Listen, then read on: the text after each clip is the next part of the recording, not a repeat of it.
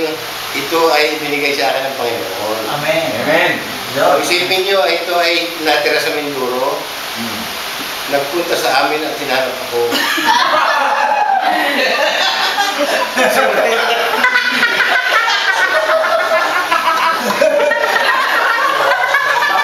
Ang palay sa palawin na lang.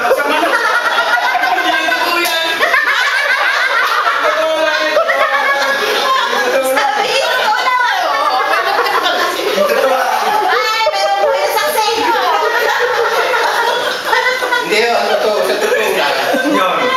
Ito po ay napupunta kina Dr. Andaya. Sapagkat ang tiyo po ni Dr. Andaya ay bayaw ng kanyang, asawa ng kanyang kapatid. Yun. May kunik? Oo. Noong panahon yun, ay siyempre, Kapitbahay. pinamanong ito ay nangangailangan ng mapag-alaga ng bata, bahay. Ito ay pinapunta doon at siyang naging katulong doon. Pinamanong ito.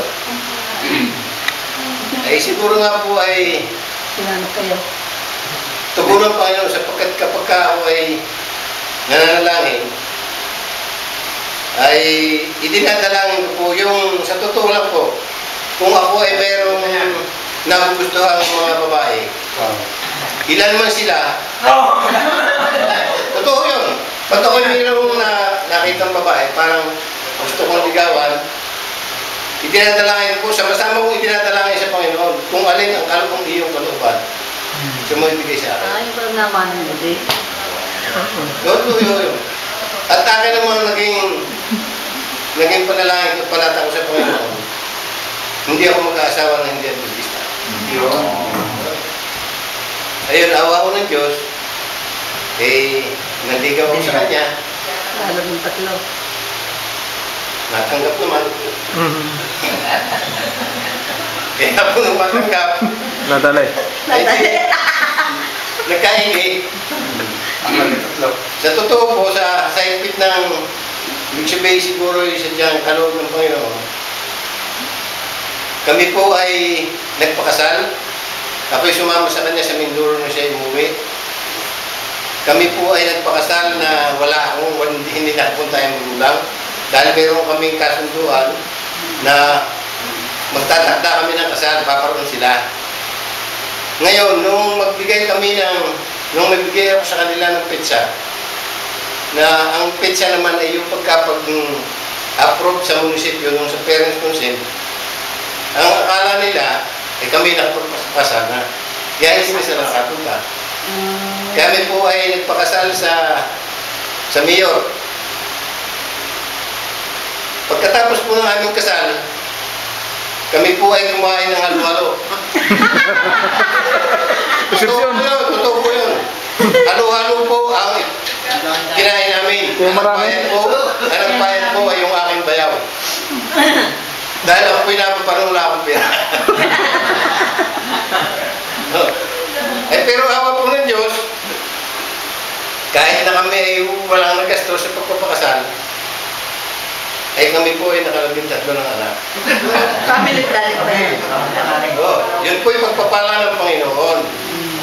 Sa amin pong pagsasama, ay siguro may hindi totoo kung sasabihin kung kami laging nagkakasundo. Siyempre, yun medyo nagkakatampuhan. Ito ang aking misis. Noong una, talagang perfect ang aming pagsasama. Walang problema. Pero nitong kami tumanda na, medyo nagka-problema. Dahil pumasok po yung pag hindi pagtitiwala. Nagkaroon po ng pagsisilo sa akin. Positive yan, positive. Negative po yun. Yun po yung negative. Mamaya negative, mamaya. Kaya yun ang aking sinasabi na sa aming pagsasama, yun ang parang nagiging depekto sa aming pagsasama. Yung medyo nawalan siya ng tiwala sa akin, kadululuhan ay... pero kahit na anong sabihin mo, ay hindi maliwanag. Pero totoo po, yun yung maging sa harap ng Diyos. Oo. Sinasabi ko sa inyo, kahit kailanman, mula nung siya maging asawa ko, wala na pong gusto ang ibang babae, wala na pong, nawala sa isip ko yun. Dokumentado yan, ha? Dokumentado yan. Dahil lang nasa isip ko po, ay yung sinasabing, ang pinagsama ng Diyos, ay huwag kapag-hiwalay ng tao. Amen. At wala po sa isip ko, yung kami pwedeng maghiwalay. Kaya nga po doon sa aming pagsasama, bagaman yung sinatawag na aking commander ay minsan ay kami hihiga, ay hindi ka makatulog dahil maraming sinasabi. Hindi magpatulog. Ito hindi talaga magpatulog. Ay kaya kung minsan ay napupuyat. So, umaga na natulog. Dahil hindi nga ako magpatulog hindi tumigil na sa pagiging nakatwiran. Baka may gusto. Pag ako ay nakatwiran, dahil ang akin ay katwiran ay lalong nahigit ang pagtatalo at hindi siya maniwala. Sabi ko,